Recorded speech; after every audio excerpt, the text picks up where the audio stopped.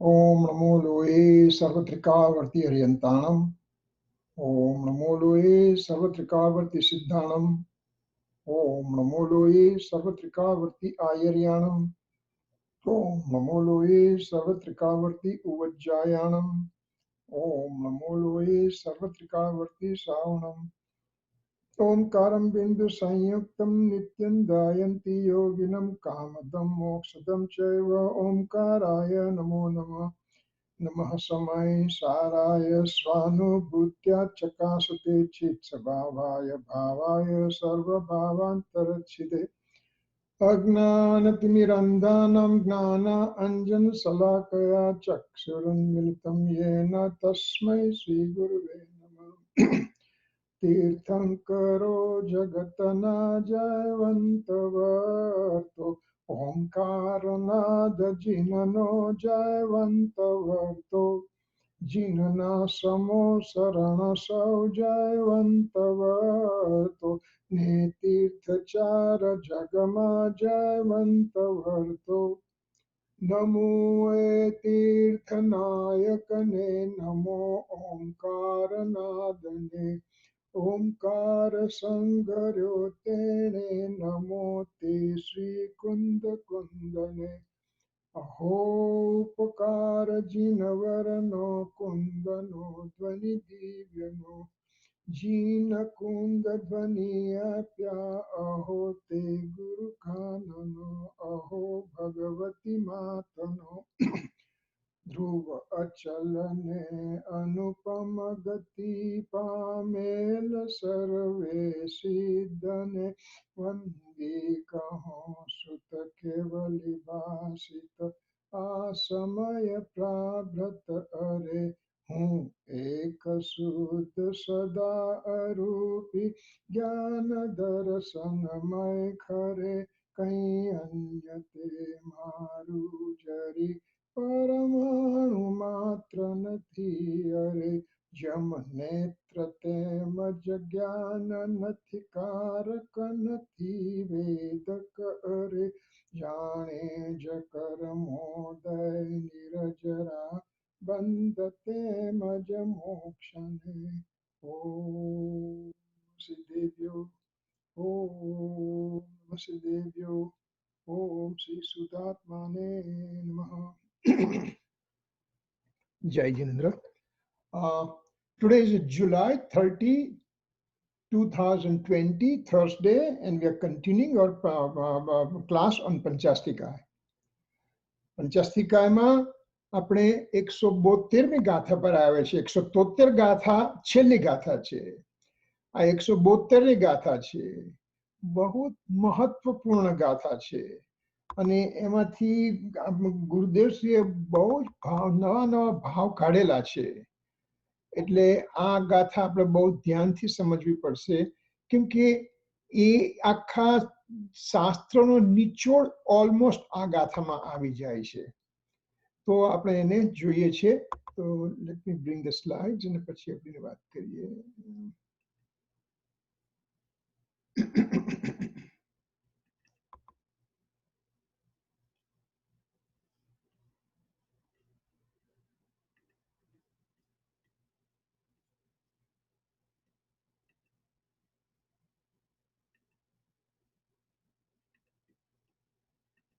Okay, તો પંચાસ્તિકાય ગાથા 172.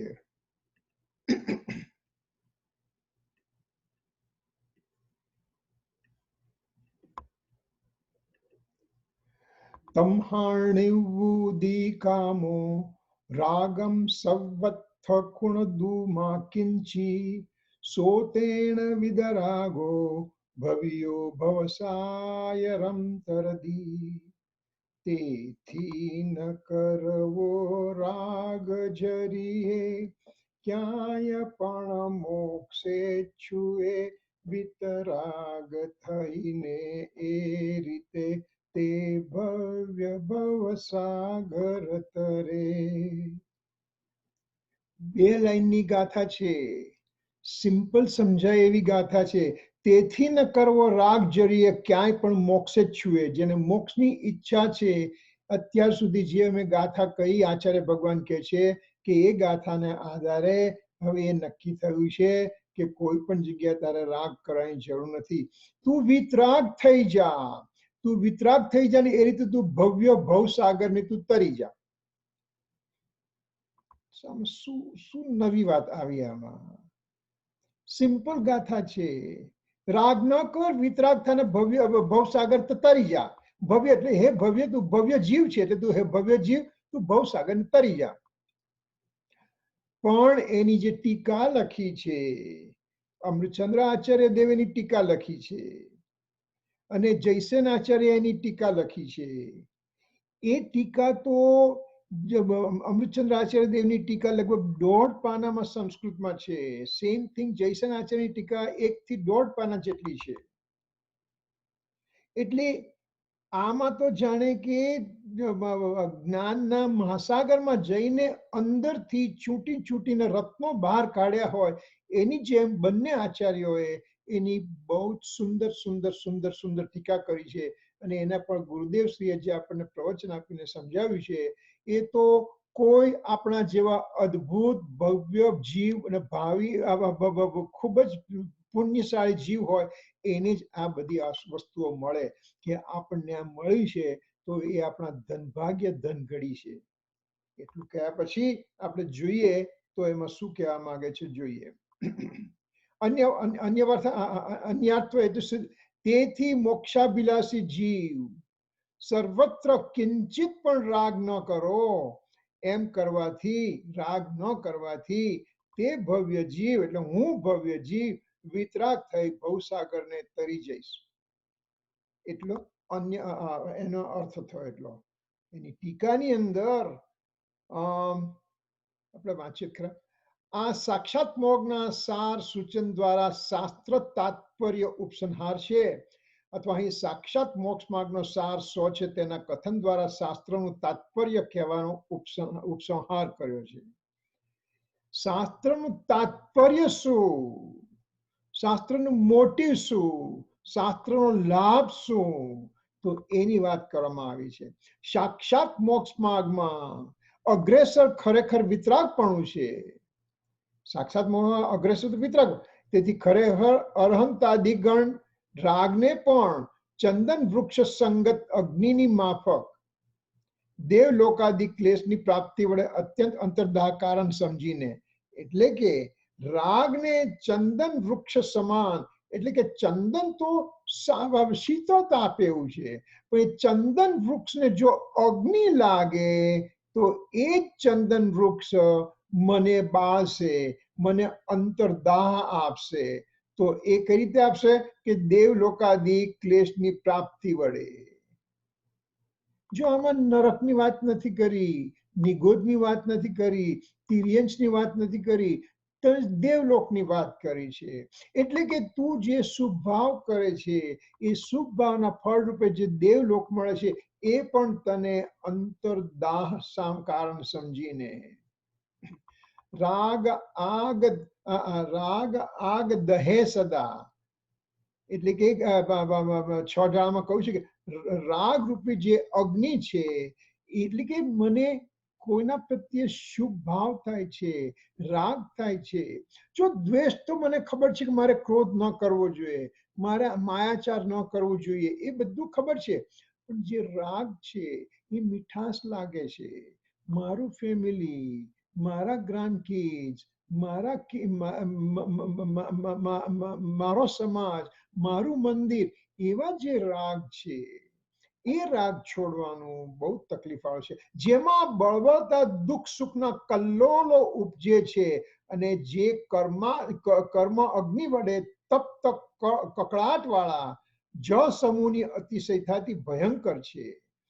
એટલે કે જે કર્મ અગ્નિ છે, એટલે કે જ્યારે તું શુભાવની અંદર જ્યારે કર્મ અગ્નિ થાય છે તો જળ સમૂહની, એટલે કે દરિયાની અંદર શાંતતા છે, શીતળતા છે, પણ જ્યારે ત્યાં અગ્નિ લાગે છે તો તો એ પણ જળ સમૂહ અતિશયતાથી ભયંકર છે.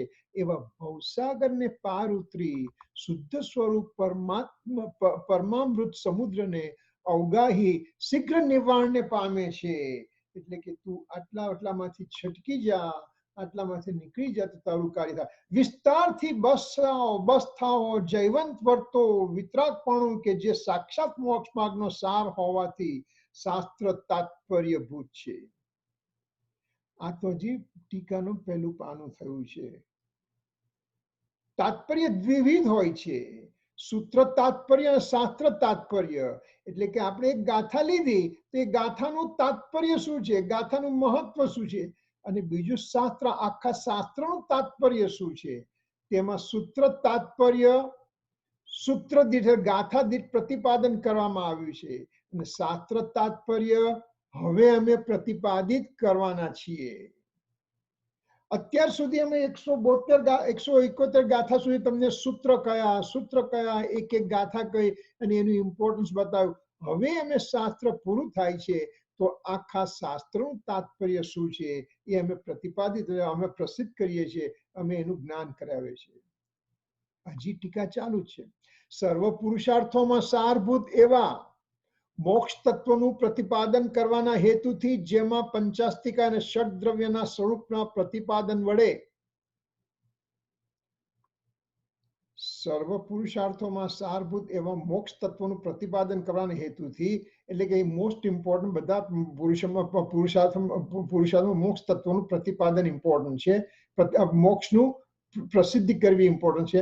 જેમાં પંચાસ્તિકા ષડ દ્રવ્યના સ્વરૂપના પ્રતિપાદન વડે સમસ્ત વસ્તુનો સ્વભાવ દર્શાવવામાં આવે છે. અત્યાર સુધી અમે તમને પંચાસ્તિકાની અંદર 6 દ્રવ્યની વાત કરી, 9 તત્વની વાત કરી. એ બધા 9 પદાર્થ વિસ્તૃત કથન વડે જેમાં બંધ મોક્ષના સ્વામી, બંધ મોક્ષના સ્થાન, બંધ મોક્ષના વિકલ્પ પ્રગટ કરવામાં આવ્યા છે. આ બધું અમે તમને અત્યાર સુધી આ બધી ગાથાઓમાં કહ્યું છે. નિશ્ચય વ્યવહાર રૂપ મોક્ષ માર્ગનું જેમાં સમ્યક નિરૂપણ કરવામાં આવ્યું છે. નિશ્ચય મોક્ષમાં કોને કે, વ્યવહાર મોક્ષમાં કોને કે, એ પણ અમે તમને કહ્યું. સાક્ષાત મોક્ષના કારણભૂત પરમ વિતરાગપણામાં જેનું સમસ્ત હૃદય રહ્યું છે એવા આ ખરેખર પારમેશ્વર શાસ્ત્રનું પરમાર્થ વિતરાગપણું જ તાત્પર્ય છે. આ જે શાસ્ત્ર કે જેની અંદર 6 દ્રવ્યો 9 તત્વો બતાવ્યા છે, નિશ્ચય વ્યવહારનું સ્વરૂપ બતાવ્યું છે, એ બધું જ એ શાસ્ત્રનું પરમાર્થ વિતરાગપણ, આ બધાનો સરવાળો કરો તો વિતરાગતા તું પ્રાપ્ત કર, વિતરાગતા પ્રાપ્ત કર, વિતરાગતા પ્રાપ્ત કર. સમયસર 9-10 ગાથાની અંદર કહ્યું કે એમાં વાત કરવામાં આવી કે સુત કેવલી કોણ છે. સુત કેવલી કે જેને સુત જ્ઞાન છે, કેવળ જ્ઞાન થયું નથી એવા મુનિરાજ જે છે, એ મુનિરાજને 11 અંગ 12 અંગ 14 પૂર્વનું જ્ઞાન પણ છે. 12 અંગ અને 14 પૂર્વનું જ્ઞાન એટલે અઢળક જ્ઞાનનો અક્ષયોપમ. જેમ કહ્યું કે આચાર્ય સૂત્રમાં 18,000 ચેપ્ટર, એક ચેપ્ટરમાં 51 કરોડથી વધારે શ્લોક, બીજા સૂત્ર કૃતાંક સૂત્રમાં 36,000 ચેપ્ટર, એકમાં 51 કરોડથી જાજા શ્લોક, એવા 12 અંગ અને 14 પૂર્વ, એ બધાનું અગાધ જ્ઞાન જેને છે એવા સુત કેવલી છે, તો એને સમ્યક દર્શન હોય છે. પણ તરત પછી આચાર્ય ભગવાન ટર્ન લઈને કહે છે કે મને ખબર છે કે તારે આટલી બધી જાણવાની કેપેસિટી નથી, તો કઈ વાંધો નહીં, તું તારા આત્માની અનુભૂતિ કર, તો તું શ્રુત કેવળી જ છે. અરે પ્રભુ, આગળ તમે કહું સુત કેવળી તો 12 અંગ ને 14 પૂર્વનું જ્ઞાન હોય એને કહ્યું, અને મને તો આત્માની અનુભૂતિમાં તમે સુત જ્ઞાન કહી દીધું, સુત કેવળી કહ્યું. તો કે હા, કેમ? કારણ કે 12 અંગ ને 14 પૂર્વનું તાત્પર્ય વિતરાગતા જ છે, અને એ તો તે અનુભવમાં લઈ લીધું છે, આત્માની અનુભૂતિ કરી લીધી, એટલે અમે તને સુત કેવળી કહીએ છીએ. એ શાસ્ત્રનું પારમાર્થે વિતરાગપણું જ તાત્પર્ય છે. બધી જ વસ્તુ આ પેરેગ્રાફમાં કહી, પણ છેવટે વિતરાગતા જ એનું તાત્પર્ય છે.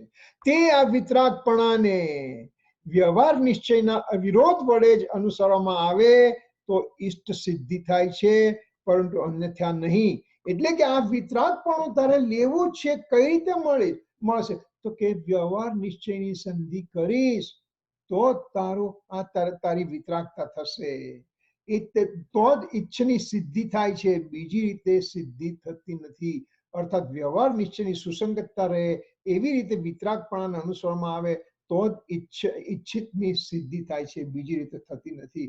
તારે સમ્યક દર્શન જોઈએ છે, વિતરાગતા જોઈએ છે, તો તું વ્યવહાર નિશ્ચયને સમજી અને એ પ્રમાણે તારું વર્તન કર તો તને સિદ્ધિ થશે. હજી આગળ કહે છે, ઉપરોક્ત વાત વિશેષ સમજાવવામાં આવે છે. એમ કરીને આગળ કહે છે કે વ્યવહાર નિશ્ચયની સંધિ કઈ રીતે કરવાની છે. ત્યાર પછી આગળ કહે છે કે હવે કેવળ વ્યવહાર આલંબી અજ્ઞાની જીવોનું પ્રવર્તનની વાત કરવામાં આવે છે. ત્યાર પછી કેવળ નિશ્ચય આલંબી જીવોના પ્રવર્તન અને તેનું ફળ કહેવામાં આવે છે. આ રીતે આખી ગાથા અહીંયા પૂરી થાય છે. કેટલું બે લીટીમાંથી કેટલું મંથન કર્યું આચાર્ય ભગવાને. એ આચાર્ય ભગવાન એ અમૃતચંદ્ર આચાર્ય દેવ અને એ આપણે જયસેન આચાર્ય દેવ એને આપણા વંદન કોટી કોટી વંદન. બે લાઈનની ગાથામાંથી આટલો ભાવ કાઢવો અને આપણી સમક્ષ મૂકવો એ તો આપણા મહાન મહાન પુણ્યનો ઉદય છે કે આવું સાંભળવાનું પણ મળે છે. નહીતર તો છે બે લાઈન છે, રાગ ન કરો, વિતરાગતા કરો અને મોક્ષને પામો, એટલું જ કહ્યું છે એકલી ગાથામાં. એટલું નથી, આટલી બધી વસ્તુ નીકળે છે અંદરથી. તો આપણે કમર કસી અને આપણે સમજવા માટે પ્રયત્ન કરીએ. તો ચાલીએ આપણે આગળ. તો સાક્ષાત મોક્ષ માર્ગ તે જ શાસ્ત્રનો સાર છે. કોઈ પણ તું શાસ્ત્ર વાંચે તેનો સાર, એનું ઇમ્પોર્ટન્સ શું છે, કેમ તું શાસ્ત્ર વાંચે છે, તો સાક્ષાત મોક્ષ માર્ગની પ્રાપ્તિ મને થાય એ જ શાસ્ત્રનો સાર છે. વિતરાગ ભાવ તે જ મોક્ષ માર્ગ છે. પહેલા કહ્યું સાક્ષાત મોક્ષ માર્ગ, પણ સાક્ષાત મોક્ષ માર્ગ કોને કહીશું કે વિતરાગ ભાવ જે છે એને જ અમે મોક્ષ માર્ગ કહીએ છીએ અને તે જ શાસ્ત્રનો સાર છે એમ કહ્યું. તે વિતરાગ ભાવ જ શાસ્ત્રનું તાત્પર્ય છે. એનું ઇમ્પોર્ટન્સ શું છે? વિતરાગ ભાવનું શાસ્ત્રનું ઇમ્પોર્ટન્સ શું છે? વિતરાગ ભાવ કઈ રીતે હું પ્રગટ કરું, આમ શાસ્ત્રનું તાત્પર્ય બતાવે છે. તું શાસ્ત્ર વાંચી જાય છે, પોપટની જેમ બોલી પણ જાય છે, પણ જો એમાંથી તું વિતરાગ ભાવ કાઢતો નથી, એને નીચોવીને એમાંથી વિતરાગ ભાવ કાઢતો નથી, તો એ શાસ્ત્રનું તાત્પર્ય તારા માટે થયું નથી. તો આ વસ્તુ આપણે સમજવી પડશે. પ્રથમ તો શાસ્ત્ર વાંચ્યું, વિચાર્યું, એના નિધિધ્યાસન કર્યું, ત્યાર પછી એ શાસ્ત્રને હવે સમજીને હું મારા વિતરાગ ભાવ તરફ આગળ વધું તો એ શાસ્ત્ર વાંચ્યું કહેવાય. નહીં તો 3 વખત છોકરાને કહ્યું કે તું પાણી લાવ, પાણી લાવ, પાણી લાવ અને લાવતો નથી અને પિતાજી ગુસ્સે થાય છે. પિતાજી ગુસ્સે ન થાવ, 3 વાર તમે કહ્યું કે પાણી લાવ, પાણી લાવ, પાણી વાર, ત્રીજી વાર તમે ગુસ્સેથી પણ બોલ્યા, તો ક્યાં એ બાળકે એ 3 વખત પાણી લાવ એવું સાંભળ્યું કહેવાય ખરું? તો આપણે કહીશું કે સાંભળ્યું ન સાંભળ્યું થયું, એટલે કે એને સાંભળ્યું જ નથી. એટલે કે જ્યારે એક્શન મૂકવાની હતી એને એક્શન નથી મૂકી, તો એનું સાંભળવું નિરર્થક છે. આપણે નહીં, કોઈ પણ બીજા જીવની વાત કરીએ, આપણે તો અત્યારે આ શાસ્ત્ર વાંચી સમજી અને આપણા ભાવની નિર્મળતા કરતા આગળ વધી રહ્યા છીએ. તો આપણું કાર્ય આગળ વધી રહ્યું છે, આપણે શાસ્ત્રનું તાત્પર્ય સમજ્યા છે અને આગળ વધીએ છીએ. તો આની અંદર એમ કહ્યું કે શાસ્ત્રનું તાત્પર્ય, આમ શાસ્ત્રનું તાત્પર્ય વિતરાગતા છે એમ કહ્યું. હવે તે વિતરાગ ભાવ જ શાસ્ત્રનું તાત્પર્ય છે. એ આગલી બુલેટમાંથી આપણે થોડું આગળ વધારીએ છીએ. એટલે કે વિતરાગ ભાવ તે સ્વભાવ, વિતરાગ ભાવ તે જ સ્વભાવનો આશ્રય. વિતરાગ ભાવ કોને કહીશું? તું સ્વભાવનો આશ્રય લઈ લે. તારો પર ભાવ તરફનો આશ્રય છે એ પર ભાવનો આશ્રય છોડી દે, સ્વ તરફથી તું ઢળી પડ, સ્વભાવનો તું આશ્રય લે. એને જ અમે વિતરાગ ભાવ કહીએ છીએ. કેમ કે જો મારી અનાદિકાળથી પર તરફની શ્રદ્ધા છે એટલે મિથ્યા શ્રદ્ધા છે એમ કહ્યું, એ જ મિથ્યા શ્રદ્ધાને સ્વ તરફ વાળી, તો સ્વ તરફ વાળી એટલે કે એ સ્વભાવનો આશ્રય લીધો તો એનું નામ સમ્યક દર્શન. એટલે કે ત્યાં વિતરાગતા તારી ચાલુ થઈ ગઈ, તારી શુદ્ધતાની શરૂઆત ચાલુ થઈ ગઈ, તારે સંવરની શરૂઆત ચાલુ થઈ ગઈ, ભાવ સંવરની શરૂઆત ચાલુ થઈ ગઈ, વિતરાગ ભાવની શરૂઆત થઈ ગઈ. સ્વભાવની દ્રષ્ટિથી પહેલા તો સ્વભાવની દ્રષ્ટિ કરી છે. સ્વભાવની દ્રષ્ટિ કર્યા પછી એમાં એકાગ્રતા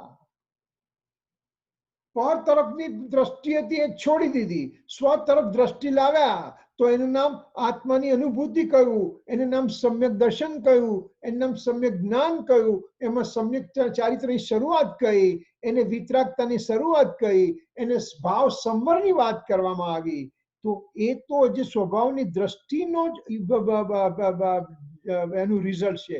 હવે એમાં તું એકાગ્ર જો થાય છે, એમાં ને એમાં તું મગ્ન થતો જાય છે, એ તારી અંદર જવાની પ્રવૃત્તિ વધી જાય છે અને તું આત્માની અંદર મગ્ન થતો જાય છે, એકાગ્ર થતો જાય છે, રમણતા કરતો જાય છે, ચારિત્ર રૂપી સ્થિરતા કરતો જાય છે. તો તને વિતરાગ ભાવ છે એમ અમે કહીએ છીએ, એવું આચાર્ય ભગવાન આપણને કહી રહ્યા છે અત્યારે. માટે સ્વભાવની દ્રષ્ટિથી અને એકાગ્રતા એ જ શાસ્ત્રોનું તાત્પર્ય છે. સ્વભાવની દ્રષ્ટિ એકલી નથી, પણ જો તું સ્વભાવની દ્રષ્ટિ કરે તો એકાગ્ર કેમ ન થાય?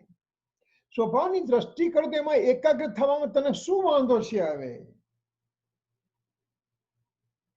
શ્રીમદજીએ કહ્યું છે કે તું એક વખત આત્માની તરફ દ્રષ્ટિ કર અને તને જો તને મોક્ષ ન મળે તો હું તને આપી દઈશ. કેમ કે જો તને અનુભૂતિ થઈ છે તો ત્યાં તને અતિન્દ્રિય આનંદનો ખાણ ભરી છે, એની તને એનું એ તો નક્કી કરીશ. અને નક્કી થઈ જતા એ અઢળક અતિન્દ્રિય આનંદનો જે ખજાનો પડ્યો છે, તો એ ખજાનો હું કેમ વધારે વધારે નહીં લૂંટું? હવે મને ફ્રી હેન્ડ મળી ગયો છે, હું કેમ નહીં કરું? તો સ્વભાવની દ્રષ્ટિની એકાગ્રતા એ જ શાસ્ત્રોનું તાત્પર્ય છે. પર દ્રવ્યના આલંબનથી રાગ થાય છે તે મોક્ષ માર્ગ નથી. તારે મોક્ષ માર્ગ પર આવવાનું છે, સ્વભાવની દ્રષ્ટિ કરવાની છે, સ્વભાવમાં એકાગ્રતા કરવાની છે. તો તું પર દ્રવ્યના આલંબનથી જે રાગ થાય એને તું છોડતો જા. જેટલો જેટલો રાગ છોડશે એટલો એટલો તું મોક્ષ માર્ગમાં ઘનિષ્ઠ થતો જઈશ, એમ કહ્યું આપણને. હવે એ શાસ્ત્રોનું તાત્પર્ય કહું, શાસ્ત્રોનું તાત્પર્ય અત્યાર સુધી આ બધા શબ્દ આવા કરે. તો હવે થોડુંક શાસ્ત્રનું તાત્પર્ય એટલે શું, શાસ્ત્ર એટલે શું, એ આપણે ઇન્ડિપેન્ડન્ટલી જોઈએ. જૈનાગમ છે, મોક્ષમાર્ગ પ્રકાશક અધ્યાય 8 ની અંદરથી આ લેવામાં આવ્યું છે. જૈનાગમ છે, જીન આગમ છે, જૈન શાસ્ત્ર છે. એને 4 ભાગમાં વહેંચવામાં આવે છે: પ્રથમાનુયોગ, કર્ણાનુયોગ, ક્ષણાનુયોગ, દ્રવ્યાનુયોગ. તો પ્રથમાનુયોગ 63 સલાખા પુરુષના જીવન ચરિત્રનું વર્ણન આવે છે. એ નેમિનાથ ભગવાન એકદમ તીવ્ર રાગના પરિણામમાં છે. અત્યારે પોતે લગ્ન માટે તૈયાર છે, તીવ્ર રાગનું પરિણામ ચાલુ રહ્યા છે, અને ત્યાં જ પશુઓના અવાજ સંભળાતા. એ પશુઓનો મારી નાખવામાં આવશે એમ સમજતા ત્યાં વિતરાગતાનો જન્મ થાય છે. વિતરાગતાની પરાકાષ્ઠા આવે છે. એક બાજુ તીવ્ર રાગની પરાકાષ્ઠા છે, લગ્ન થવાની તૈયારી છે, એની જગ્યાએ તેનાથી ટોટલી ઊંધું વિતરાગતાની પરાકાષ્ઠા થાય છે. તો એ પ્રથમાનુયોગમાંથી આપણે સમજી શકીશું. પ્રથમાનુયોગમાં 63 સલાખા પુરુષની વાત આવશે. 63 સલાખા પુરુષ કોણ છે? 24 તીર્થંકર, 12 ચક્રવર્તી, 9 બળદેવ, 9 વાસુદેવ, 9 પ્રતિવાસુદેવ. એનો સરવાળો કરશો 63 થઈ જશે. વાસુદેવના હાથે જ પ્રતિવાસુદેવનું મૃત્યુ થાય છે એવો નિયમ છે. તો બળદેવને બળદેવ કયા, કૃષ્ણને વાસુદેવ કયા? તો જરાસંઘને પ્રતિવાસુદેવ કયો. રામને બળદેવ કયા, લક્ષ્મણને વાસુદેવ કયા? તો રાવણને પ્રતિવાસુદેવ કહેવામાં આવ્યા. તો લક્ષ્મણના હાથે રાવણનું મૃત્યુ થાય છે. આ બધી સ્ટોરી પ્રથમાની યોગમાંથી આવશે. ઋષભદેવ ભગવાનને આ કાળના અવસરી કાળના પહેલા તીર્થંકર થયા, પહેલા મુનિરાજ થયા. પહેલી વાત તો 83 કરોડ પૂર્વનું આયુષ્ય પૂરું કર્યા પછી પોતે મુનિપદ લે છે. 83 કરોડ પૂર્વની વાત તો એક સાઈડ પર મૂકી દો, ખાલી 83 વર્ષ લો ને, એને 84 કરોડ પૂર્વનું આયુષ્ય હતું. 83 કરોડ પૂર્વ સુધી તો એમણે રાજ્ય કર્યું. પૂર્વ એટલે 84 લાખ ગુણ્યા 84 લાખ નો એક પૂર્વ થાય. એવા 83 લાખ પૂર્વ સુધી એમણે રાજ કર્યું. લાખ પૂર્વને સાઈડમાં મૂકી દો, 83 વર્ષ સુધી રાજ્ય કર્યું અને પછી દીક્ષા લીધી અને 84 વર્ષે નિર્વાણ થયું. એમ આપણે સમજ માટે લઈએ તો પણ તો ખ્યાલ આવશે. તો એ પોતે જયારે દીક્ષા લે છે અને હવે આહાર માટે, આહાર દાન માટે આવે છે, એ તો રાજા હતા.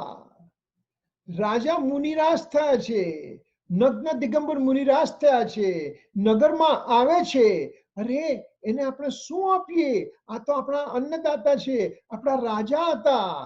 તો એને કોઈ કપડા આપે છે, કોઈ સોનું આપે છે, કોઈ રૂપું ચાંદી આપે છે, કોઈ ઘરેણા આપે છે, કેમ કે રાજા છે. ગિફ્ટ તરીકે મુનિરાજ પાછા જાય છે. 6 મહિના થઈ ગયા, પારણા થતા નથી. ત્યાં શ્રેયાંશ રાજા છે. શ્રેયાંશ રાજા એ 10મા ભવે, પૂર્વના 10 ભવે, એ શ્રીમતી નામના ઋષભદેવ ભગવાન જે હતા, જે જીવ, એના શ્રીમતી નામના રાણી હતા. અને તે વખતે એમણે મુનિરાજને આહાર દાન આપ્યું હતું. એ શ્રેયાંશ રાજાને અત્યારે જાતિ સ્મરણ જ્ઞાન થાય છે. સ્વપ્નમાં આહાર દાનની વિધિ આવે છે. નવધા ભક્તિથી આહાર દાન આપવાનું હોય છે. એ મુનિરાજને શ્રેયાંશ મહારાજા, હવે અમને ખ્યાલ આવે છે કે ખરેખર મુનિરાજ આ નગરમાં આવે છે એ તો આહારદાન માટે આવે છે. હસ્તિનાપુરની અંદર પ્રથમ પારણું થાય છે અને ઇક્ષુરસથી પારણું થાય છે. 24 ભગવાનમાં એક ઋષભદેવ ભગવાન જ જે છે કે જેમને ઇક્ષુરસથી પારણી થયું. બાકીના 23 ભગવાનના પારણા ખીરથી થયા હતા. આ રીતની જે સ્ટોરી આવે છે બધી, એને પ્રથમાનુયોગ કહેવામાં આવે છે. ઘણી સ્ટોરી છે. તો આપણે we can keep on talking forever. કર્ણાનુયોગના શાસ્ત્રમાં શું કહેવામાં આવે છે? કર્ણ એટલે કે કર્મ. તો કર્મના અનુસરણે જે અનુયોગ એટલે કે શાસ્ત્રો લખાયેલા છે એનું એમાં શું આવે છે? તો કે કર્મ કેટલા કર્મ અનંત પ્રકારના, એમાં મુખ્ય 8, એમાં મુખ્ય મોહ નહીં હણાય તે કહું પાઠ, એ જે શ્રીમદજીની ગાથા છે એટલે કે અનંત પ્રકારના કર્મ હોય છે. ઉર્ધ્વલોક છે, મધ્યલોક છે, પાતાળલોક છે. ઉર્ધ્વલોકમાં જૈન શાશ્વત જૈન ટેમ્પલ છે, અધોલોકમાં શાશ્વત જૈન ટેમ્પલ છે, મધ્યલોકમાં 458 શાશ્વત જૈન તીર્થ જૈન ચૈત્યાલય છે. એ બધાનું જે વર્ણન છે, કેટલા દ્વીપ કેટલા સમુદ્ર, 2.5 દ્વીપની અંદર શું છે, 8મા દ્વીપની અંદર નંદીશ્વર દ્વીપની અંદર કેટલા મંદિરો છે, શાશ્વત મંદિરો છે, સ્વયંભૂ રમણ સમુદ્રમાં શું છે, આ બધાનું જે વર્ણન છે એને કર્ણાનું યોગ કહ્યું. એનું બીજું નામ છે ગણિતાનું યોગ. પ્રથમાનું યોગ કે વાર્તાનું યોગ, કર્ણાનું યોગ કે ગણિતાનું યોગ, એટલે કે એક્ઝેક્ટ માપ હોય છે. અહીંથી આનું કેટલું ડિસ્ટન્સ, કર્મ કેટલા વખત ક્યારે આવે છે, કેટલો વખત આત્મામાં રહે છે, ક્યારે છૂટા પડે છે, એ બધા ગણિતને રિલેટેડ આવે છે. એને કર્ણાનુયોગના શાસ્ત્ર કહેવાય. ચરણાનુયોગના શાસ્ત્રમાં શ્રાવકના અને મુનિ મહારાજના આચરણની વાત આવશે. શ્રાવકનું આચરણ કેવું હોવું જોઈએ, સાધુનું આચરણ કેવું હોવું જોઈએ, એ ભાવલિંગી મુનિરાજનું આચરણ કેવું હોવું જોઈએ, એ આખું ચરણાનુયોગની શૈલીમાં આવશે. અને દ્રવ્યાનુયોગ હાર્ડકોર ફિલોસોફી, આત્માનું સૂક્ષ્મ સ્વરૂપ. આત્મા દ્રવ્ય છે, ગુણ છે, પર્યાય છે, પર્યાયમાં ઉત્પાદ છે, વ્યય છે, દ્રવ્ય છે, એ પર્યાયની અંદર અનંત અવિભાગ પ્રતિચ્છેદો છે. આ રીતે અને આમાં વ્યંજન પર્યાય છે, અર્થ પર્યાય છે, અને એ બધાની જે વાતો છે, બધી જે બધી ડિસ્ક્રિપ્શન, એ બધાને દ્રવ્યાનુયોગ કહ્યો. આ રીતે શાસ્ત્ર લખવામાં આવેલા છે. આપણામાં કોઈ એક એવું શાસ્ત્ર નથી કે જેનાથી આખો જૈન ધર્મ દેખાઈ શકે. 4 અનુયોગ છે. 4 અનુયોગ એનું તાત્પર્ય વિતરાગતા છે. પ્રથમાનુયોગની સ્ટોરી સાંભળી અને મારે શું ન કરવું. મરીચી બેઠો છે ત્યાં, ઋષભદેવ ભગવાન દાદા છે, પિતાજી ચક્રવર્તી છે, ભરત ચક્રવર્તી છે, અને પોતે ઊંધા રસ્તે ચાલી રહ્યા છે. કારણ કે એની ભવિતવ્યતા એવી હતી. ભગવાનના નિમિત્ત જેવું ઉચ્ચ નિમિત્ત છે, છતાં પણ એનામાં ઉપાદાન જાગતું નથી. તો જ્યારે ઉપાદાન જાગે છે તો એ સિંહની પર્યાયની અંદર 2 મુનિરાજ આવીને એને દેશના આપે છે, ત્યારે સમ્યક દર્શન થાય છે. એટલે ભવિતવ્યતાની વાત આવે છે ત્યાં, કાળ લબ્ધિની વાત આવે છે ત્યાં. એ રીતે પ્રથમાનુયોગની અંદર બધી વાતો, જો કોઈ પણ જે પણ સ્ટોરી છે એની પાછળનું મહત્વ શું છે, વિતરાગતા શું છે, એ આપણે લેવાનું છે. કર્ણાનુયોગની અંદર કર્મ કેટલા છે, એ બધા કર્મ કઈ રીતે બંધાય છે, એ કર્મ ન બંધાવા માટે હું શું કરી શકું, એ કર્મથી છૂટવા માટે હું શું કરી શકું, એનું નામ કર્ણાનુયોગ છે. કે એમાંથી મારે મુક્તિ લેવી છે, સમ્યક દર્શન લેવું છે, કર્ણાનુયોગ. ચરણાનુયોગમાં જો તારી બહારની પ્રવૃત્તિ અશુભની છે અને તું મોઢામાંથી શુદ્ધ ત્રિકાળી શુદ્ધ આત્મદ્રવ્યની વાતો કરે છે, તો ચરણાનુયોગ તને કહે છે કે તારામાં થોડી પાત્રતા તો જોઈશે ભાઈ. અને પાત્રતા માટે તારામાં અમુક રિક્વાયરમેન્ટ છે, એ તારે હોવી જોઈએ. તો શ્રાવક તરીકે તારામાં યોગ્યતા આટલી હોવી જોઈએ, મુનિરાજ તરીકે યોગ્યતા 28 મૂળ ગુણ અને 5 મહાવ્રત, 5 સમિતિ અને 3 ગુપ્તિ, એ બધું વર્ણન જે આવે એ ચરણાનુયોગમાં આવશે. અને દ્રવ્યાનુયોગમાં આત્માનું સ્વરૂપ સમજાવીને તારે હવે ક્યાં જવું છે, મારે આત્માની અનુભૂતિ કરવી છે, કઈ થશે એ બતાડું, એ નામ દ્રવ્યાનુયોગ. તો જૈનાગમમાં આ રીતે 4 અનુયોગ કરવામાં આવ્યા. તો પ્રથમાનુયોગમાં 63 સલાકા પુરુષોનું વર્ણન આવ્યું. પ્રથમ અર્થાત મિથ્યા દ્રષ્ટિ, અવૃત્તિ, વિશેષ જ્ઞાન રહિતને ઉપદેશ આપવાનો અનુયોગ, જેને કઈ ખબર નથી પડતી હજી, તો એના માટે પ્રથમાનુયોગની સ્ટોરી આવે છે. તો આ પ્રથમાનુયોગની સ્ટોરીમાં શું અલ્ટિમેટલી એમ શું થશે? પાપથી છૂટીને જીવ ધર્મ અભિમુખ થાય છે. પાપની ક્રિયા જે કરતો હતો, તો જો રાવણે આમ કર્યું તેનું ફળ તેને નરક મળ્યું, અને મરીચીએ જે ધર્મની અવગણના કરી, તો એને ઘણો ટાઈમ લાંબો વખત સુધી સંસારમાં રાખવું પડ્યું.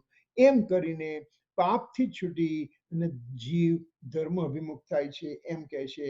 એટલે કે પ્રથમાનુયોગનું છે એનું તાત્પર્ય હું શરીર નથી તે નક્કી થાય છે, એટલે શરીરથી ભેદ જ્ઞાન થાય છે.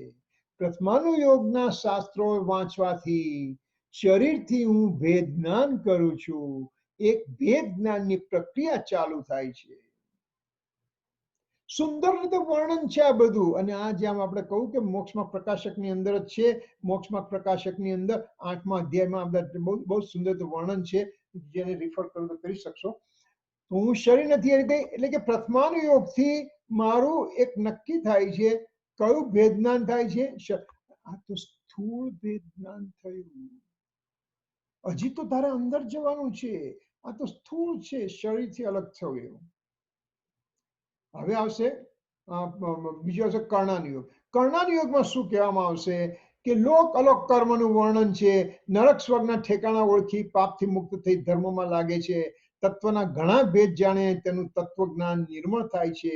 અને આ જ્યારે કર્ણાનુયોગના પ્રિન્સિપલ જ્યારે જીવ સમજે છે, ત્યારે હું દ્રવ્ય કર્મથી અલગ છું, દ્રવ્ય કર્મથી ભેદ જ્ઞાન થાય છે. એટલે પહેલા શરીરથી જે સ્થૂળ વૃત્તિ મારી સાથે છે, હવે સૂક્ષ્મ રૂપે જે કર્મ મારી સાથે છે, કાર્મણ શરીર મારી સાથે છે, કર્મ જે મને કર્મ અનંત પ્રકારના, એમાં મુખ્ય 8 એ બધા જે કર્મો છે, બધા એ બધા કર્મોથી મારા એક ક્ષેત્રમાં એક કર્મો રહેતા હોવા છતાં પણ એ દ્રવ્ય કર્મથી હું અલગ છું. દૂધ છે ને, દૂધમાં તમે પાણી નાખ્યું છે,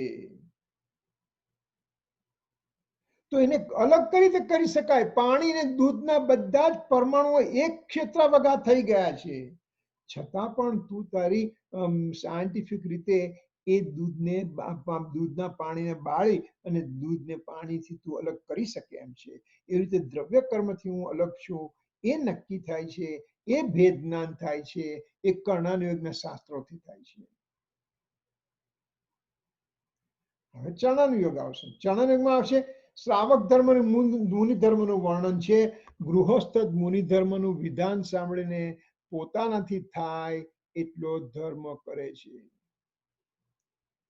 પહેલા તો તું ગૃહસ્થ ધર્મ અને મુનિ ધર્મ શું છે એ તો સમજ. અને જેટલું તું સમજીશ, જો તું સાચી રીતે સમજ્યો છે, તો એ બાજુ જવાની તારી પ્રક્રિયા ઓટોમેટિક ચાલુ રહેશે. કશાય મંદ થાય છે અને તેના ફળ રૂપે સુગતિ પામે છે. ચરણાનુયોગના આચરણથી તારામાં ક્રોધ માન માયા લોભ મંદ થાય છે. મંદ થાય છે તો શુભ કર્મ બંધન થાય છે. તો તને સારી ગતિ કોઈ સારી ગતિ તારી નથી. 4 ગતિમાં ભ્રમણ કરાવે એવી કઈ ગતિ સારી છે? બતાવો મને કોઈ પણ. નરક તો નથી સારું, તિર્યંશ નથી સારું, મનુષ્યમાં તો બહુ દુઃખો દેખાય છે. સ્વર્ગનું તો સારું કે નહીં? સ્વર્ગના સુખો તો સારા કે નહીં? અરે ત્યાં પણ પરિગ્રહના દુઃખો છે. તો કશાયની મંદતા થાય તો તને વધારે બહુ મળે તો તને દેવગતિ મળે, પણ ત્યાંથી પણ તું પાછો પડીને એકંદરીજીમાં જઈશ. તો જ્યારે તું ચરણાનુયોગના શાસ્ત્ર ભણે છે, સમજે છે, તો હવે હું તારી વેદનાની પ્રક્રિયા આગળ વધી. શરીરથી અલગ પ્રથમાનુયોગ, દ્રવ્ય કર્મથી અલગ કર્ણાનુયોગ. હવે મારામાં થતા રાગ દ્વેષથી પણ હું અલગ છું. એ જ્યારે નક્કી થાય છે તે ચરણાનુયોગના શાસ્ત્રોથી નક્કી થાય છે કે રાગ દ્વેષ થાય છે મારામાં, પણ મારે કરવા લાયક નથી, તો એનાથી હું છૂટો થઉં છું. તો રાગ દ્વેષથી અલગ થવાના જે ભેદ જ્ઞાન છે એ ચરણાનુયોગના શાસ્ત્ર દેખાવા પડે. અને લાસ્ટ આવી દ્રવ્યાનુયોગ, શુદ્ધ અશુદ્ધ જીવ આદિ 6 દ્રવ્ય 9 તત્વનું વર્ણન જે આપણે અત્યારે પંચાસ્તિકામાં કરતા આવ્યા છે અત્યાર સુધી. તો હેતુ, દ્રષ્ટાંત, યુક્તિ, નય, પ્રમાણથી આત્માનું સ્વરૂપ સમજાય છે અને પ્રતીતિ થાય છે. તારી પાસે સુત જ્ઞાન છે, તારી પાસે સુત જ્ઞાન ને મિથ્યા સુત જ્ઞાન, કુસુત જ્ઞાન કહ્યું છે, પણ એ સુત જ્ઞાનના અવલંબને તું શાસ્ત્ર સમજી, શાસ્ત્રને સ્ટડી કર, શાસ્ત્રને સમજ, શાસ્ત્રનો મર્મ સમજ, એનું નિધિધ્યાસન કર, તત્વ નિર્ણય કર, યથાર્થ તત્વ નિર્ણય કર, અને એ તત્વ નિર્ણયના વિકલ્પની અંદર તું મગ્ન થતો જાય છે. એ તારા વિકલ્પો પણ હવે ધીરે ધીરે ધીરે ધીરે ક્રમે ક્રમે શાંત થતા જશે. અને એક વખતે એક વિકલ્પોની શાંતતા કમ્પ્લીટ થતા આ જીવ નિર્વિકલ્પ અવસ્થામાં જશે, જેનું નામ સમ્યક દર્શન. તો દ્રવ્યાનુયોગના પ્રિન્સિપલથી સમ્યક દર્શન કઈ રીતે પમાયની વાત કરી. એના અભ્યાસથી અનાદિનું અજ્ઞાન દૂર થાય છે, તત્વજ્ઞાનની પ્રાપ્તિ થાય છે. નવ તત્વ રૂપી આત્માની અંદર રહેલી એકતા, એનું જ્ઞાન મને પ્રાપ્ત થાય છે, એનું અતિન્દ્રિય જ્ઞાન મને પ્રાપ્ત થાય છે. રાગાદિ ઘટવાથી અલ્પ સમયમાં મોક્ષ પણ થઈ જાય છે. તો આ દ્રવ્યાનુયોગ એમ કે છે કે હું એક સમયની પર્યાયથી પણ રહિત છું એવું ભેદ જ્ઞાન કરાવવામાં આપણે આગળ વધી શકીએ છીએ. પ્રથમાનુયોગમાં શરીરથી અલગનું ભેદ જ્ઞાન, સ્થૂળ ભેદ જ્ઞાન. કર્ણાનુયોગમાં દ્રવ્ય કર્મથી અલગ થોડું સૂક્ષ્મ ભેદ જ્ઞાન. ચરણાનુયોગથી રાગ દ્વેષથી હું રહિત છું, એ તો રાગ દ્વેષ પર્યાયમાં અશુદ્ધ પર્યાયમાંથી મુક્તિ કરવાનું સાધન ભેદ જ્ઞાન.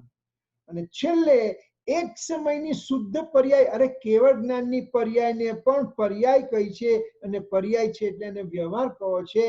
તો એનાથી પણ હું રહિત છું, એવો હું ત્રિકાળી શુદ્ધ આત્મદ્રવ્ય છું. એમ ચારે ચાર અનુયોગ તને ભેદ જ્ઞાન કરાવે છે, સ્થૂળથી સૂક્ષ્મ તરફ, અને એનું નામ વિતરાગતા છે.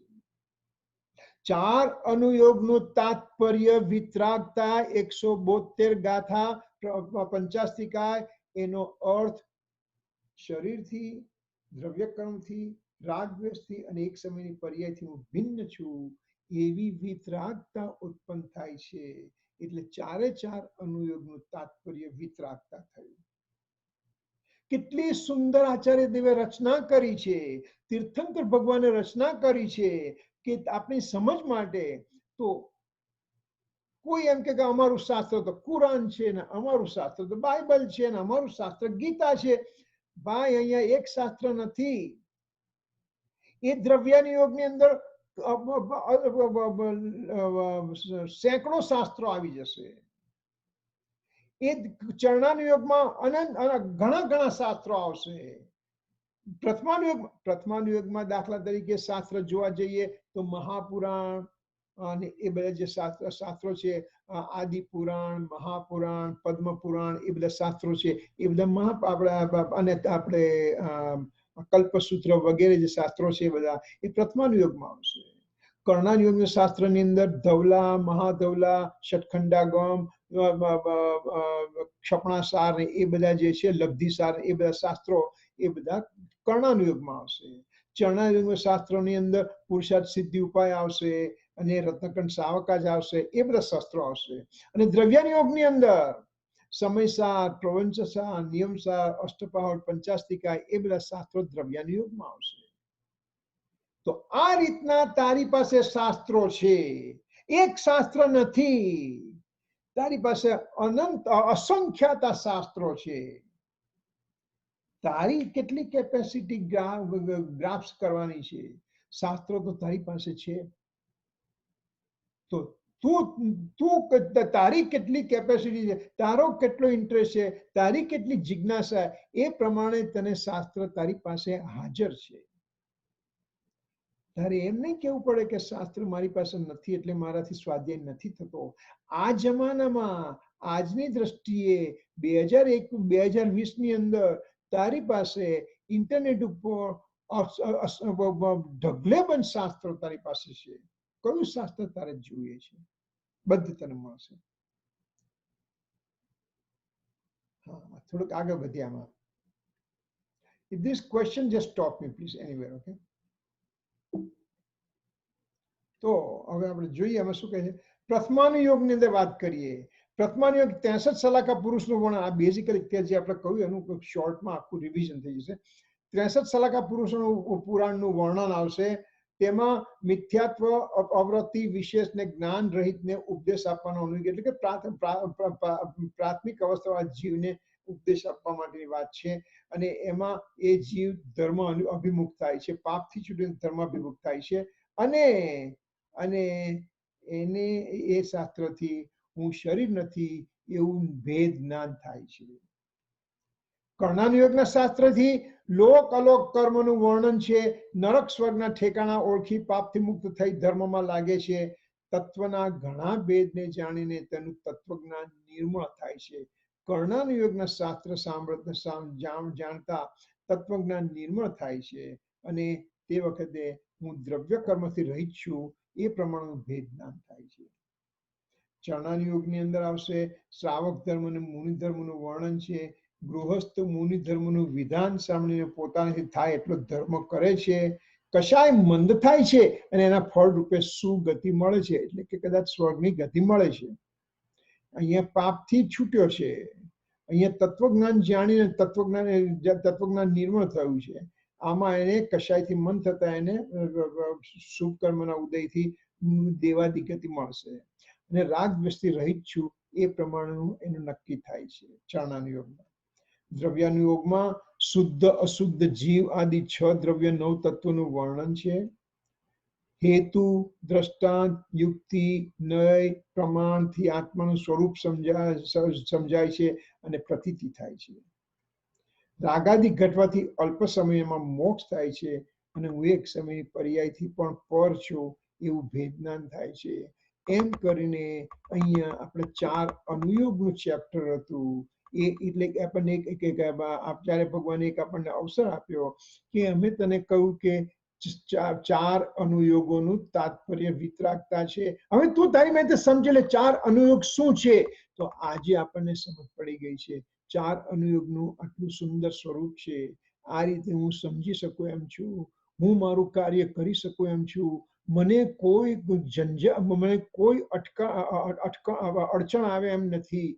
મારી પોતાની જો જિજ્ઞાસા છે તો હું ગમે તે રીતે આ બધા શાસ્ત્રોનો અભ્યાસ આજે પણ કરી શકું છું એ નક્કી થાય છે.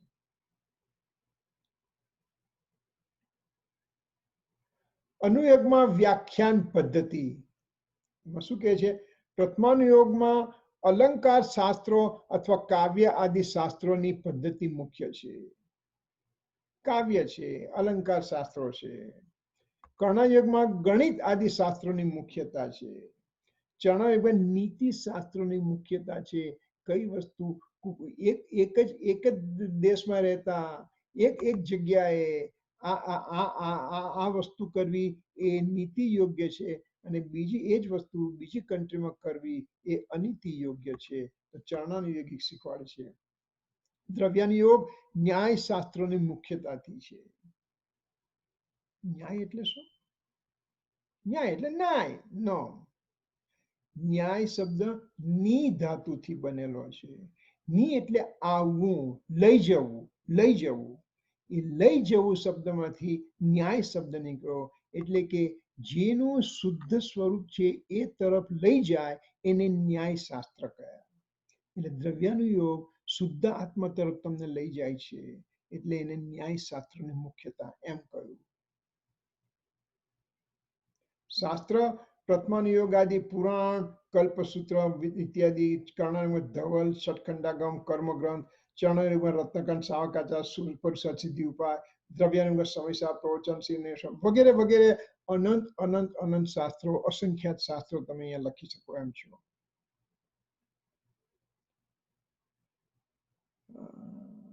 શું આવે છે? હા, બીજી રીતે જોવાનું છે દ્રવ્યાનુયોગમાં શું આવે છે, કર્ણાનુયોગ અને ચરણાનુયોગમાં એનું લક્ષણ શું છે. તો સમ્યક દર્શનની અંદર દ્રવ્યાનુયોગ શું કહે છે? શુદ્ધ આત્માની અનુભૂતિ થવી એનું દ્રવ્યાનુયોગમાં એને સમ્યક દર્શન કહ્યું. જો હવે બીજી રીતે જોઈએ છે ચારે ચારનુયોગમાં સમ્યક દર્શન માટે શું કહેવામાં આવ્યું છે, તો દ્રવ્યાનુયોગમાં શુદ્ધ આત્માની અનુભૂતિ થવી એને સમ્યક દર્શન કહ્યું છે. કર્ણાનુયોગમાં શાસ્ત્રમાં શું કહ્યું, તો કે કેટલા કર્મ જાય તેને અમે સમ્યક દર્શન કહીએ. દર્શન સપ્તકનો નાશ થવો. દર્શન સપ્તક એટલે શું? કોણ કહેશે દર્શન સપ્તક એટલે શું? રેખા છે કે નહીં રેખાબેન? હે નથી? ઓકે, તો કોણ કહેશે કે દર્શન સપ્તક એટલે શું? અનંત અનુભૂતિ ક્રોધમાં ત્રણ છે, સમ્યક મિશ્ર સાત ચોકડીનો અભાવ થયો. અનંત અનુબંધી કસાય અને મિથ્યાત્વ મોનીય મિશ્ર મોનીય એ બંનેનો નાશ અને સમ્યક મોનીયનું પ્રગટ થવું. એટલે એ દર્શન સપ્તક એની સાથે રિલેશન છે, એટલે કે કર્મની સાથે. આપણે અત્યાર સુધી કહેતા આવ્યા છે કર્મ તો બાયસ્ટેન્ડર છે, કર્મ તો નિમિત્ત છે, પણ એ નિમિત્ત મને જ્યારે સમ્યક દર્શન થાય ત્યારે કર્મ છે કે નહીં, કર્મમાં કઈ ફેર પડ્યો કે નહીં, તો શું ફેર પડ્યો? દર્શન સપ્તકનો નાશ થયો. અહીંયા આત્માની અનુભૂતિ થવી, આ બાજુ દર્શન નાશ થયો. આત્માની અનુભૂતિને દ્રવ્યાનુયોગ કહ્યું, દર્શન સપ્તકનો નાશને કર્ણાનુયોગ કહ્યું. અને ચરણાનુયોગમાં શું કહેવામાં આવશે, તો કે નિશંકતા, નિકાંક્ષિતા, નિર્વિચિકિત્સા, મૂળ મુકુહ સ્થિતિકરણ એવા જે 8 અંગ છે, સમ્યક દર્શનના 8 અંગ છે, એને ચરણાનુયોગ એમ કહેવામાં આવશે. એને ચરણાનુયોગથી કોને સમ્યક દર્શન કહ્યું? ચરણાનુયોગથી, તો કે જેનામાં 8 આવા ગુણ પ્રગટ થયા છે એને અમે સમ્યક દર્શન કહીશું. નિશંકતા, નિકાંક્ષા, નિર્વિચિકિત્સા, અમૂઢ દ્રષ્ટિ, ઉપગુહનતા, સ્થિતિકરણ, વાત્સલ્યતા અને ધર્મ પ્રભાવના એવા 8 અંગ જેમાં થાય છે એને અમે ચરણાનુયોગની પદ્ધતિથી સમ્યક દર્શન કહીશું. આગળ સમ્યક જ્ઞાન કોને કહીશું? તો કે મારા આત્માથી જગતના સર્વ પદાર્થ અલગ છે એ સમ્યક જ્ઞાન એ દ્રવ્યાનુયોગથી કહ્યું. મારી આત્માની અનુભૂતિ થઈ ગઈ, આત્મા સિવાય બીજી બધી જ વસ્તુ અનાત્મા છે. એટલે કે મારાથી બધી જ વસ્તુ પર જે છે, મારા થકી બીજી બધી વસ્તુ પર છે, એને આપણે સમ્યક જ્ઞાન કહ્યું દ્રવ્યાનુયોગથી.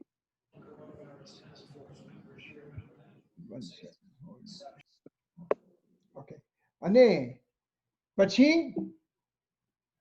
કર્ણાનુયોગથી સમ્યક જ્ઞાન કોને કહીશું? તો શું કહીશું અહીંયા આપણે?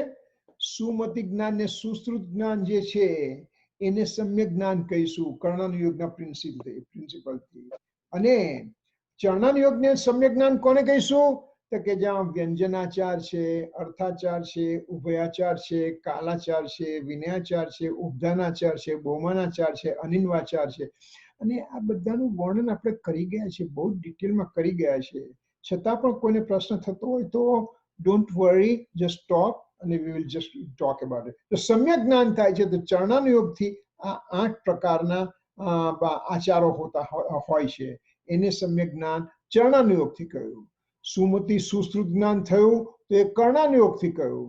અને જ્યારે દ્રવ્યાનુયોગથી મારા આત્માથી સર્વ પદાર્થો અલગ છે એમ નક્કી થયું. તો સમ્યક ચારિત્રથી દ્રવ્યાનુયોગ કઈ રીતે કહીશું? તો કે શુદ્ધ આત્મામાં રમણતા થવી એનું નામ સમ્યક દ્રવ્યાનુયોગથી સમ્યક ચારિત્ર કહ્યું. શુદ્ધ આત્મામાં રમણતા થવી. કિરીટભાઈ, સપ્તમ દશક તમે કીધું એ ને પેલું સપ્તભંગી બધું એક જ કહેવાય? ના, ના દર્શન સપ્તક ને સપ્તભંગી બધી એ ક્યાંથી ક્યારે એટલે પણ આ ચાર જે અનંતાનુબંધી ને સમ્યક મિશ્ર મૌન્ય સમ્યક મૌન્ય એ જે છે એને તમે સપ્તક કીધું. દર્શન સપ્તક એને કહ્યું એટલે કે જેની અંદર અનંતાનુબંધી ક્રોધ. એનું બીજું નામે તમે કયો છો એ શું કયો છો? તો દર્શન સપ્તક ના એના બદલે બીજું બોલો છો તમે કઈ? દર્શન સપ્તક જ કહીએ છીએ આપણે. દર્શન સપ્તક એટલે કે એ 7 કર્મોનો નાશ થવો.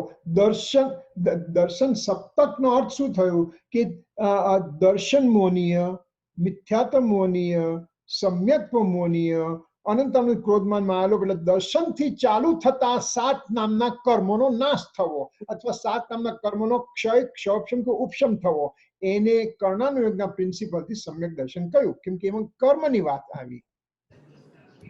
ઓકે. અને સપ્તભંગી પાછી આખી જુદી થઈ ગઈ. સપ્તભંગી એક અને અનેક ને બહુવિધ એ ના એ તો સૂતક જ્ઞાનના 12 ભાગ તું બોલે છે. ઓકે. તારામાં પેલું નોલેજ ની અંદર પેલું વાયરસ આવી ગયું છે અત્યારે. વાયરસ રહેલું જ છે એટલે એની ચિંતા નથી. સપ્તભંગી એટલે અસ્તિ નાસ્તિ અવ્યક્ત અસ્તિ અવ્યક્ત નાસ્તિ and I don't know the 6 7. બરાબર. perfect. seventh miss થાય છે. અવ્યક્ત અસ્તિ ઓકે. અસ્તિ નાસ્તિ અવ્યક્ત નાસ્તિ અવ્યક્ત અસ્તિ નાસ્તિ અવ્યક્ત પછી અસ્તિ અવ્યક્ત નાસ્તિ અવ્યક્ત અસ્તિ નાસ્તિ અવ્યક્ત એ રીતે આવશે 7. but there's 6. there's one missing anyway. અસ્તિ નાસ્તિ અસ્તિ નાસ્તિ then અવ્યક્ત then અસ્તિ અવ્યક્ત નાસ્તિ અવ્યક્ત અસ્તિ નાસ્તિ અવ્યક્ત 7 થઈ ગયા. બરાબર. Okay. But that's very good. You remember almost all of it. That's very good. Very nice. I'm proud of you. Very good. So એ તો સપ્તભંગી થઈ ગયું. એ તો સ્યાદવાદમાં આવશે. સ્યાદવાદ શૈલીમાં આવશે સપ્તભંગી. ઓકે. ઓલરાઈટ. થેન્ક્સ. સમ્યક ચારિત્ર દ્રવ્યાનુયોગથી શુદ્ધાત્મામાં રમણતા, સમ્યક ચારિત્રમાં કર્ણાનુયોગથી ભૂમિકા અનુસાર અન્ય મોહનીય કર્મનો નાશ થવો એમ કહ્યું. અને ચરણાનુયોગની પ્રિન્સિપલથી આત્માની અંદર પંચ મહાવ્રત, પંચ સમિતિ, 3 ગુપ્તિ એવી 13 પ્રકારના આચરણ થવા એને સમ્યક ચારિત્ર ચરણાનુયોગથી કહ્યું. આ રીતે દ્રવ્યાનુયોગ, કર્ણાનુયોગ, ચરણાનુયોગ ત્રણે સમ્યક દર્શન જ્ઞાન ચારિત્રને કઈ રીતે લેવા એ પણ આપણે સમજવાની જરૂર છે. તો આ બધું 4 અનુયોગમાં આવશે. તો આ 4 અનુયોગ આમાં તમે કોઈ ક્વેશ્ચન કરશે કે દ્રવ્યાનુયોગ, કર્ણાનુયોગ, ચરણાનુયોગ પ્રથમાનુયોગ કેમ ના લીધો? પ્રથમાયુગમાં સ્ટોરી છે એટલે એની લેવાની જરૂર નથી. એટલે આપણે તો પ્રથમાનુયોગ પ્રથમાનુયોગની અંદર તો આ 3 વસ્તુ ઇન્ક્લુડ થઈ જશે. દ્રવ્યાનુયોગ, કર્ણાનુયોગ, ચરણાનુયોગ 3 નું ભેગું કરીએ તો એને તમે પ્રથમાનુયોગ કહી શકો કે મહાવીરને કેટલા કર્મ ગયા હતા, ક્યારે ગયા હતા, ક્યારે એમને સમ્યક દર્શન થયું, ક્યારે કેવળ જ્ઞાન થયું. એ બધી જ વસ્તુ પ્રથમાનુયોગમાં 3 નું વર્ણન ભેગું થઈ જશે. બરાબર છે. હવે 4 અનુયોગનું આપણે આખા નવું ચેપ્ટર ચાલુ કરી દીધું. જ્યારે એક શબ્દ આવ્યો 4 અનુયોગનું તાત્પર્ય વિતરાગતા છે એ જ્યારે લખેલું આવ્યું હતું ત્યારે આપણે એમાંથી 4 અનુયોગની વાત કરી અને એનું તાત્પર્ય શું છે એ જોયું. તો હવે આપણને ખ્યાલ આવે છે કે આચાર્ય ભગવાને કેવું સુંદર રીતે એક જ શબ્દ મૂકી દીધો તો એમાંથી આપણને આ બધી વસ્તુ સમજવાનો એક લાભ મળ્યો આપણને. ઓ માય ગોડ, થઈ ગઈ 1 કલાક પૂરો થઈ ગયો. વાહ. તો આપણે અહીંયા અટકીએ છીએ. કોઈ ક્વેશ્ચન હોય તો આપણે લઈએ અહીંયા. Sometimes I heard the word Kathanuyog. Is it different? હા, એ કથાનુયોગ એ જ પ્રથમાનુયોગ. Okay. કથાનુયોગ એનું બીજું નામ પ્રથમાનુયોગ. એટલે can you explain darshan saptak slowly one time? Okay. દર્શન સપ્તક એટલે કે મારે મૌનીય કર્મ લાવવું પડશે. Let me bring 1 second, hold it. Stop share. क्या नहीं है बच्चे करो कि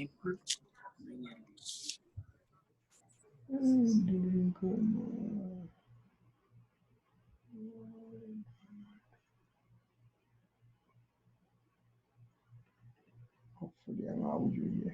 1 second.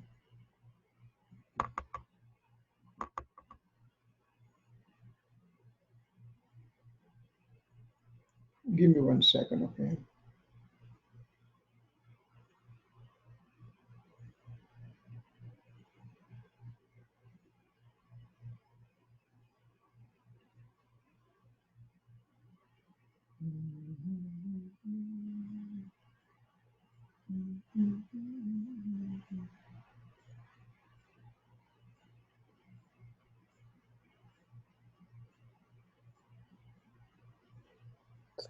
I think the four Anantanubandhi Pratyaknyani Pratyaknyani Sanjalan part, I think I understand that. It's Yeah, the other yeah. three But, that I don't. yeah, that's what I'm trying to bring it. But yesterday also I tried to find it out. I didn't get it, and somehow it just slide is missing somewhere. Anyway, so what it is basically, what happens that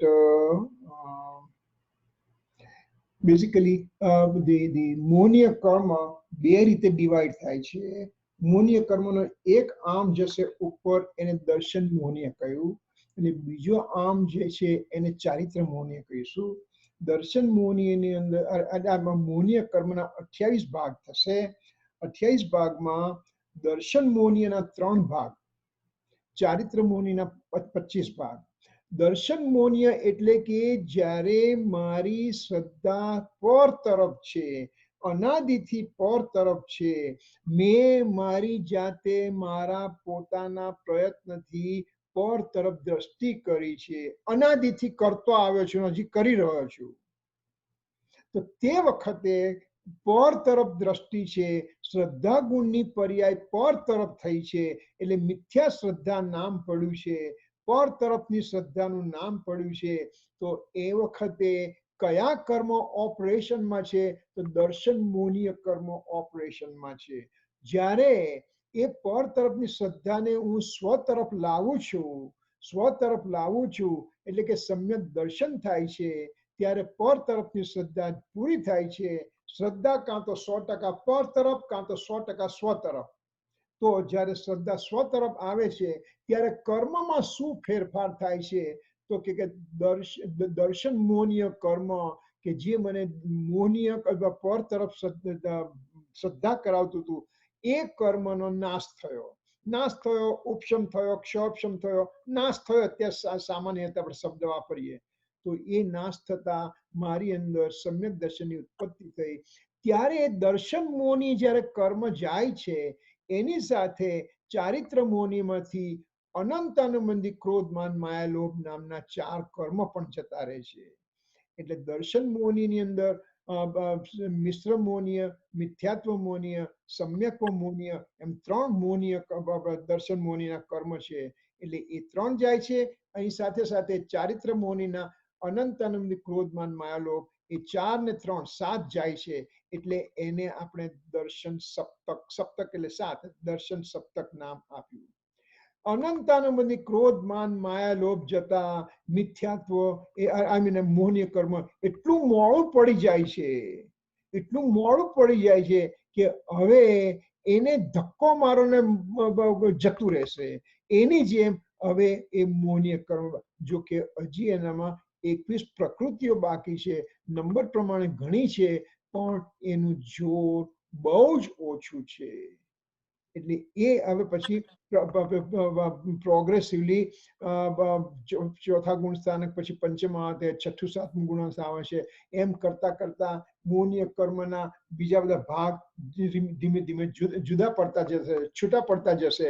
અને 12મા ગુણ સ્થાનકે એને ક્ષીણ મોહ કહ્યું. એટલે કે zero રાગ દ્વેષ રહ્યા, ઝીરો મોહનીય કર્મ રહ્યું.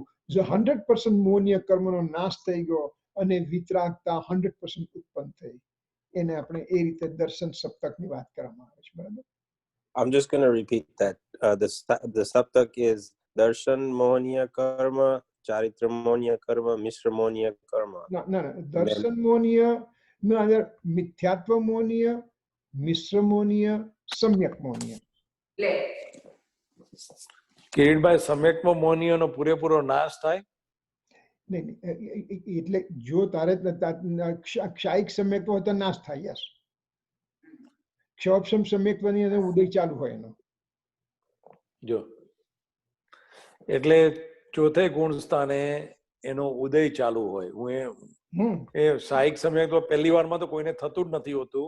આપણે જનરલ સ્ટેટમેન્ટ શું આપીએ આપણે હમણાં કે ભાઈ એનો ઉદય ક્ષોપસમ કે ક્ષય, પણ આપણે ક્ષયને પ્રધાનતા કરીને વાત કરીએ છીએ, કેમ કે નાશ થયો એમ બોલીએ તો સામે ક્ષાયિક સમ્યક્વની પ્રધાનતાથી વાત કરી. પણ ક્ષોપસમ સમ્યક્વ હોય તો 6 કર્મનો નાશ હોય અને સમ્યક્વ મોનીયનો ઉદય ચાલુ હોય. અને ચલ મલ અગાડ એવા 3 માઇલ દોષ બાકી હોય. ઉદય કહેવાય.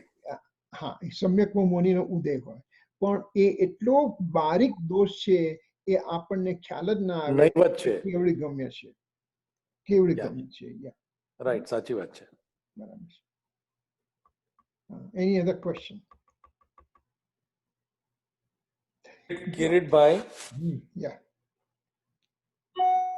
આમ તો આપણે મિથ્યાત્વ મોનીય પહેલેથી ત્રીજે ગુણસ્થાન સુધી હોય. પહેલેથી જયારે માણસ ચોથે ગુણસ્થાને જાય ત્યારે એના દર્શન મોનીયોના 1 માંથી 3 ભાંગા પડે: મિથ્યા મોનીય, મિશ્ર મોનીય અને સમ્યક્વ મોનીય.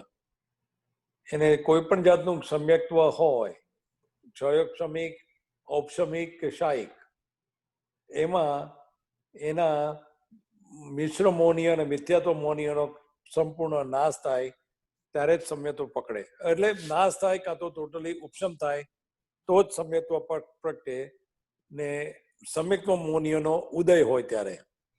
એકચ્યુઅલી એમ છે કે જે દર્શન મોનીયના આપણે 3 ભાગ પાડીએ છીએ ને, એ જ્યારે મિથ્યાત્વમાં હોય છે ત્યારે એમાં 3 ભાગ નથી હોતા. દર્શન મોનીય તરીકે 3 ભેગા જ હોય છે. જ્યારે જીવ ઉપસમ સમ્યક્વ પામે છે ત્યારે એ બધા જ આખું દર્શન મોનીય 3 એક સાથે અને અનંતાનંદ 4 એ દબાઈ જાય છે. હવે દબાઈ જાય છે એટલે એનો ઉપશમ થાય છે, એનો અંતર્મુહૂર્ત સુધી ઉપશમ રહે છે. અને હવે જે અંતર્મુહૂર્ત પછી જ્યારે એ ઉદય આવે છે ત્યારે એ દર્શન મુનિ 3 કટકા થાય છે. ઉદય વખતે 3 કટકા થાય છે. જે સમ્યક દર્શન વખતે તો એ 3 એક સાથે જ દબાયેલા હોય છે. ઉદય વખતે 3 કટકા થાય છે. એમાંથી કોની પ્રધાનતા છે? મિશ્ર મોનીની પ્રધાનતા છે, સમ્યક્ત્વ મોની પ્રધાનતા છે કે મિથ્યાત્વ મોની પ્રધાનતા છે? એ રીતે પહેલું ગુણસ્થાન થશે, મિશ્ર ગુણસ્થાન થશે કે ક્ષોપસમ સમ્યક્ત્વનું ગુણસ્થાન ચાલુ રહેશે, એ ત્યાં નક્કી થશે તે વખતે અંતર્મુહૂર્ત પછી. કરેક્ટ. એટલે માટે કર્ણાનુયુક્ત બહુ ઝીણું શાસ્ત્ર કહ્યું છે.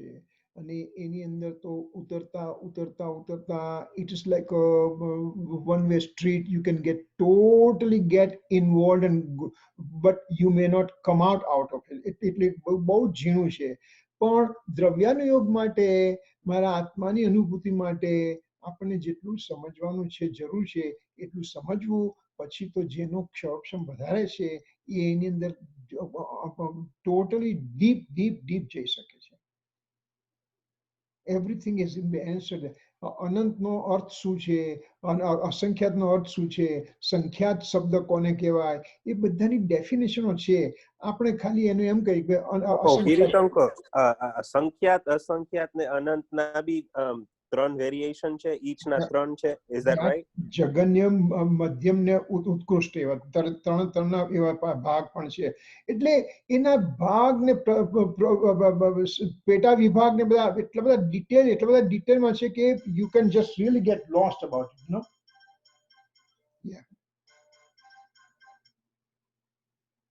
હા, બરાબર. Okay, any other questions? Okay, તો આ બે લીટીમાંથી આચાર્ય ભગવાને કેટલા કેટલા એમને એટલા આપણને એમ થાય છે કે એમને આપણે વાંચતા આપણે થાકી જઈએ છીએ, તો એમને લખતા કેટલું એમના જ્ઞાનની ક્ષોભ કેટલો સૂક્ષ્મ હશે કે બે લીટીમાંથી આટલું કાઢવું, જબરજસ્ત. આજે આપણે it is just beyond imagination. ચાલો, ઓકે, 10 મિનિટ વધારે થઈ ગઈ થોડી, સોરી અબાઉટ ધેટ. ચાલો, ओके, પણ ડિસ્કશન ચાલુ થયું. जावाणी के ज्ञान से सूझे लोकालोक, सोवाणी मस्तक नमो सदा देत हूँ ढोक. 9 टाइम्स नमो का मंत्र.